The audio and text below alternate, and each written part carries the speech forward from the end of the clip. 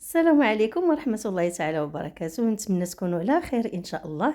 اليوم بإذن الله غادي نوجدوا مع بعضنا كوكتيل بالفواكه والبربة منعش وصحي، كيجي زوين وكيجي لذيذ بزاف، ما تشبعوش منه.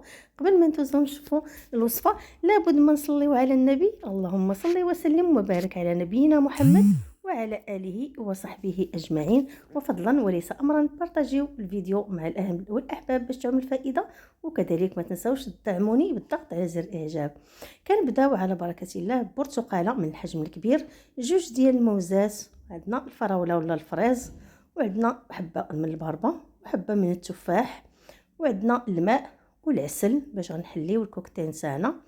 كنبداو على بركه الله. كناخذ البرتقاله بعد ما كنغسلوها مزيان، كنظفوها تنزولوا ليها القشر ديالها، كنقيوها وغادي نحيد ليها حتى الباب. كيشفتوا معايا انا كي كنحيد القشره كنحاول ندخل حتى في هذيك البابه الدخلانيه البيضاء، كنحيدوها باش ما كتعطيش لنا المروره في العصير ديالنا الا بقات كتمررنا الكوكتيل.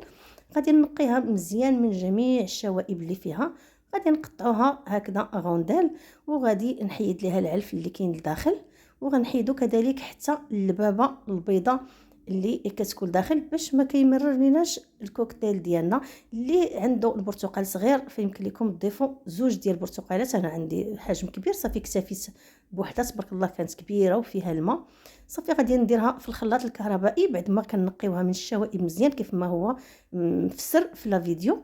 غادي ناخذ البربه اللي سلقتها نص سلقه، ضروري كنسلقوا البربه نص سلقه. شفتوا معايا البربه راه حجم متوسط غاديه الكبيره، الا ما كانش عندكم هذا الحجم كديروا جوج صغار. وبالنسبه للفواكه البنات وبالنسبه للبربه كيبقى على حسب عدد افراد الاسره. ملي كتكون العائله ما شاء الله كبيره فاحنا دائما كنضعفوا المقادير. بعد ما قشرنا البربه ملي تسلقات نص سلقه وبردات مزيان كنقطعوها مباشره في الخلاط الكهربائي. كندوزو للتفاحه اللي حبداوها كنغسلوها مزيان بشكل جيد. جميع الفواكه كيتغسلوا بالماء والخل. كنزول ليها القشر، اللي بغى يخلي القشر كيعجبوه ممكن كنخليوه، وتنقشروها وتنقطعوها وكنحيدوا ليها النواه ديالها.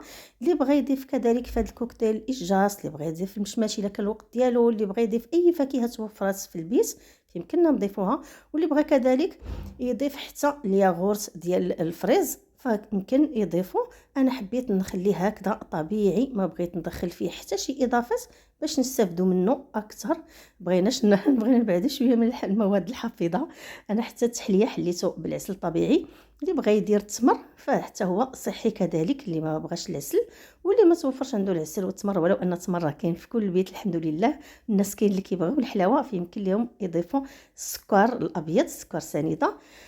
غادي نضيف كذلك جوج ديال الموزات اللي قطعناهم وبهكذا شكل دوائر، وكنوزعوهم في الخلاط الكهربائي. العناصر الاولى كنقطعوا الفريز اللي كيسبق ليا وقلت لكم كنضيفوه بشكل جيد، كنرقدوه مزيان في الماء والخل وكنغسلوه مزيان وكنقطروه باش كتحيد منهم ديك المواد الحافظه اللي كتكون فيهم وديك الادويه وهذا اللي كيكونوا ماشي مواد حافظه عفوا. صافي غادي نقشروه مباشره، غادي نقطعوه عفوا في الخلاط الكهربائي، وغادي نضيفوا العسل. انا غنحلي بالعسل كيف سبق ليا وقلت لكم، وغادي نضيف الماء. تقريبا ضفت واحد لتر نتاع الماء اللي ضفت، كل واحد على حسب الخسوريه اللي بغى. اللي بغى كذلك يضيف معاه الكلاصون، انا صراحه ما ضفت معاه لا كلاصون لا والو، جا هو هذاك بالنسبه للبروده ديالو، ما كيعجبنيش البارد بزاف، كيبقى على حسب الاختيار. وتنقدموه هكذاك بالصحه والراحه. كيديو معنا حتى الاطفال ديالنا للمدارس دابا عندهم توقيت المستمر اولا في الايامات العاديه. نتمنى تطبقوا الوصفه وتنال الاعجاب ديالكم، والسلام عليكم.